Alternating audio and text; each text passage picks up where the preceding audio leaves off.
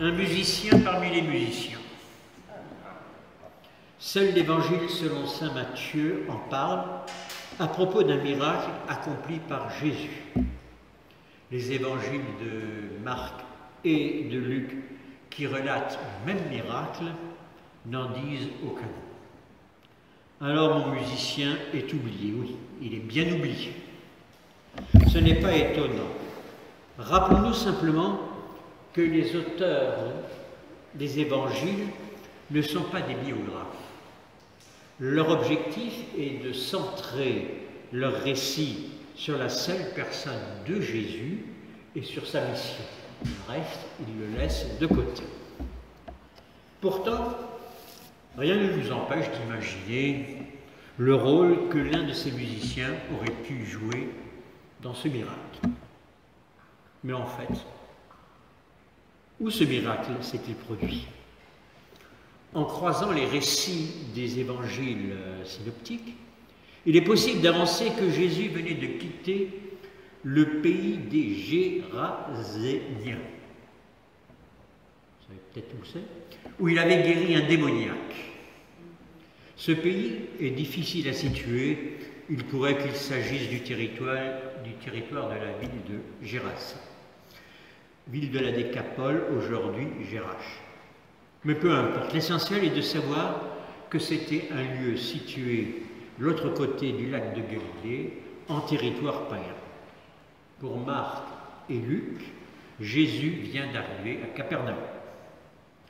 Mais laissons la parole à notre oublié, qui n'a que trop attendu pour nous livrer son récit de ce miracle. Je m'appelle Benjamin.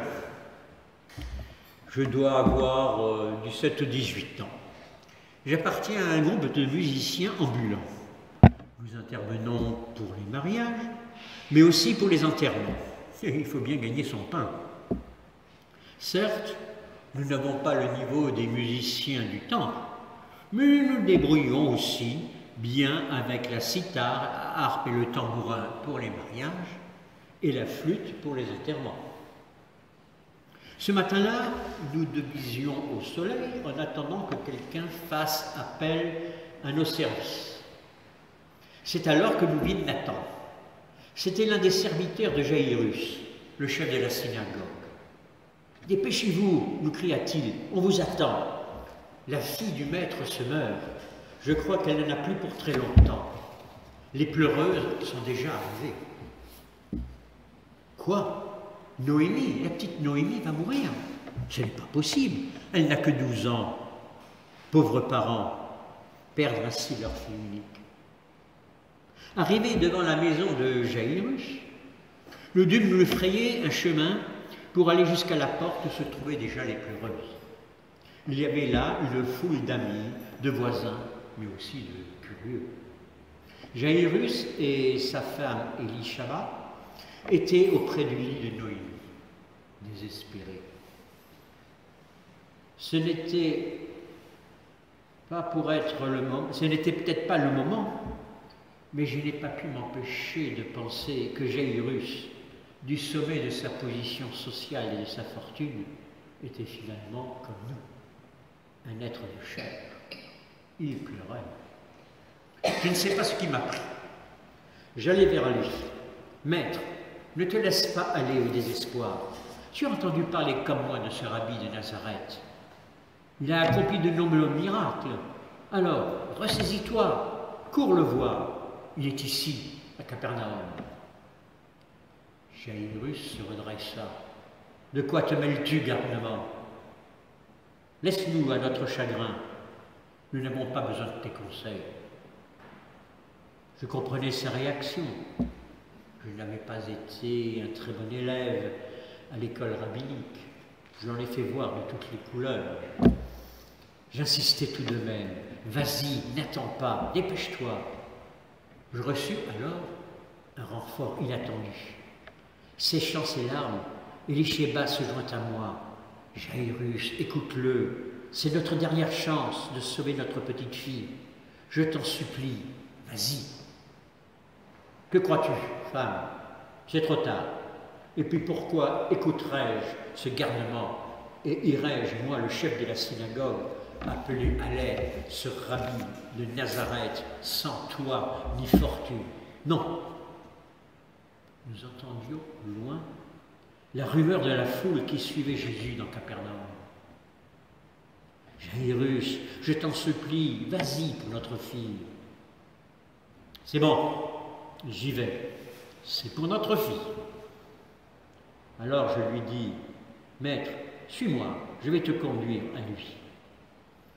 Nous eûmes du mal à atteindre Jésus tant la foule était nombreuse.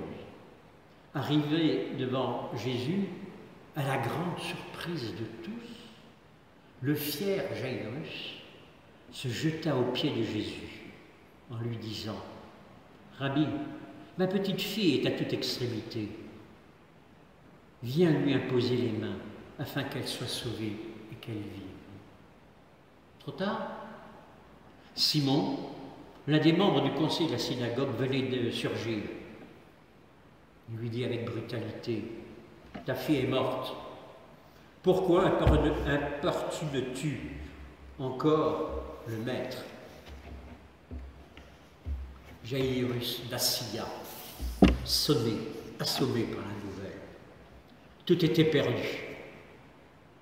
Jésus, qui avait entendu Simon, dit alors, « Jairus, ne crains pas, crois seulement et suis-moi. » Jairus se redressa.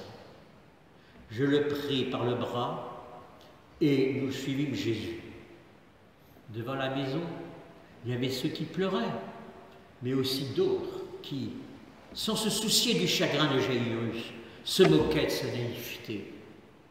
Comment cet homme sensé pouvait-il se fier à ce rabbi qui prétendait que Noémie n'était pas morte, mais simplement endormie? Nathan m'interpella.